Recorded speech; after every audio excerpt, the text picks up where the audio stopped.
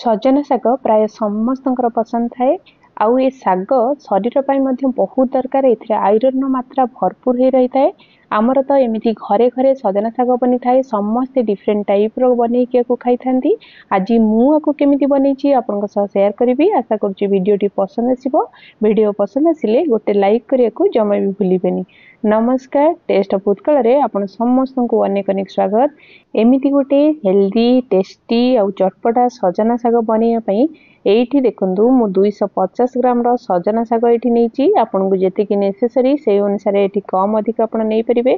जदि परिवार रे अधिक मेंबर अछंती आपण आउट के क्वांटिटी एठी अधिक करि परिबे। एबे हमें सजना शाग रो पत्र को एमिति देखंतु टिके तार पाखुडा उडा को एमिति टिके छडै नबा।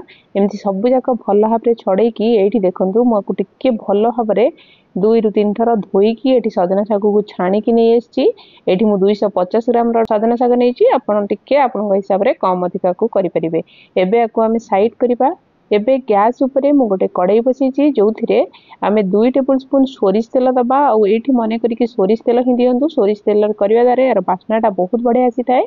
आ सोरिष तेल टिके गरम हे गला परे एठी मु गोटे सुखा लंका दोछि आ टिके पंच फुटण दोछि। आ फुटण भल भाबरे फुटी गला परे यार फुटण रु बास्ना बाहरी गला परे एबे देखंतु गोटे मीडियम साइज रो पियाज को एठी मु काटी के रखतिली। आकु देकी टिके भल भाबरे आकु फ्राई करनबा जेमति कि पियाज रो कंचापन पळेबो आ टिके कलर चेंज हे जिवो। पूरा गोल्डन ब्राउन हवा पर्यंत दरकार करबा दरकार नै। अल्प टिके कलर चेंज हे गला परे एठी देखंतु अल्प टिके कलर चेंज हे गला परे आमे एठी किछिटा मु वेजिटेबल्स काटी के रखिछि। तो एठी वेजिटेबल्स रे मु टिके बाइगण जन्ही आउ आलू नैछि। आपण चाहिले एथिरे भेंडी भी ऐड करि परिबे। आउ जदि नॉन वेज दिन बनउछंती एथिरे आपण सुखुआ चिंगुडी सुखुआ भी ऐड करि परिबे जोटा कि बास्ना बहुत बढ़िया आसी थाए। एबे मु टिके सब परिवा देकी ताकू टिके हम टिके गोळेई नबा हमर पियाज सहित। एबे मु परिवा को 30 सेकंड रु 1 मिनिट पर्यंत टिके एमती भल भाबरे ताकू मिसै नउची। एठी मु टिके मसला ऐड करूची। तो मसला रे मु टिके आधा टेबल स्पून लूण बा स्वाद अनुसार लूण दे दोची। एठी टिके हल कलर पई हल्दी गुंडा दे दोची। एबे लूण आ हल्दी की हम परिवा सहित टिके भल भाबरे मिसै नबा। आ टिके भल भाबरे गोळी हि साला परे आकू कवर देकी 5 रु 6 मिनिट पई भल भाबरे बा 50% परिवा सिजिला पर्यंत आकू हम कवर दे दबा। एठी देखंतु मोड मिक्सचर जार रे 6 रु 7 टा रसुन रो कोला दे दोची। आउ टिके गोटे राग पई सुखा लंका एठी दोची। आपण टिके जदि अधिक राग खाउछंती एठी गोटे 2 रु 3 टा सुखा लंका दे परिबे। एठी देखंतु आधा टेबल स्पून सोरिष आउ आधा टेबल स्पून एठी मु जीरा दोची। आपण जदि चाहिबे एथिरे टिके अल्प टिके पियाज भी दे परिबे। एथिरे अल्प टिके पानी देकी एबे मकू गोटे स्मूथ पेस्ट बनै के हमें नै एसिबा। एठी देखंतु मकू गोटे स्मूथ पेस्ट बनै के नै एसि। एबे या भितरे 5 मिनिट हे गलानी हम परिवा हम टिके देखि नबा। परिवा देखंतु 50% पाखा पाखी पूरा सिझी जाईची। एठी देखिले जानि परुथिबे मु आपनको एठु गोटे आलू बा किछि गोटे परिवा एठु उठै के आपनको देखौची। एठी देखंतु प्रेस कले ये देखंतु टिके अधिक प्रेस कले जाई कि खोलुची 50% पाखा पाखी परिवा हमर हे जाईची। ए परिवा हमर 50% सिझी गला परे एठी आमे जो धोई की रखिथिले हमर सजना शाग को छडै की धोई की रखिथिले एबे ताकू आमे दे दबा।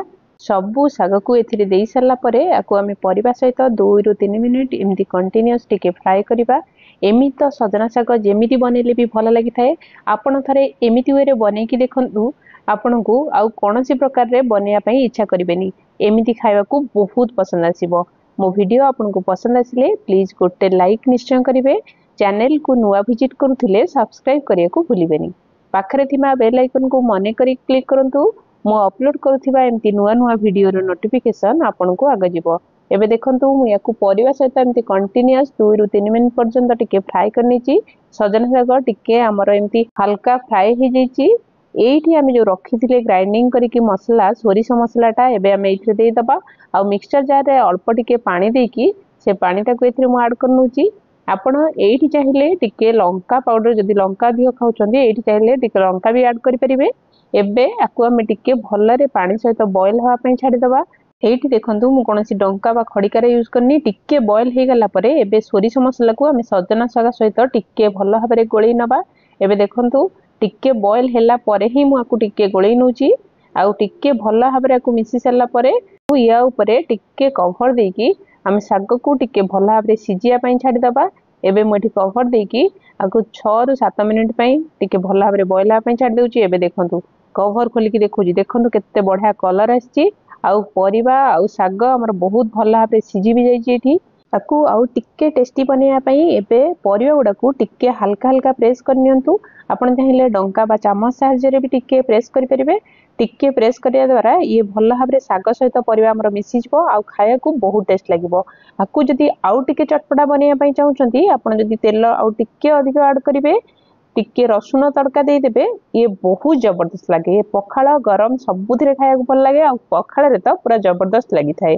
एबे देखंतु केते सहज उपाय केते इजी वे रे केते टेस्टी सजना सागर तरकारी हमर बने की रेडी हे गला। मो वीडियो आपन को पसंद आसिले प्लीज मते कमेंट करके निश्चय जणेबे। एमिति सहज और टेस्टी रेसिपी देखिया पई ऊपर थिबा आई बटन को क्लिक करंतु। सेठी मोर सकाळर जळखिया आपण देखि परिबे केते सहज उपाय से बने की रेडी हे जाउची।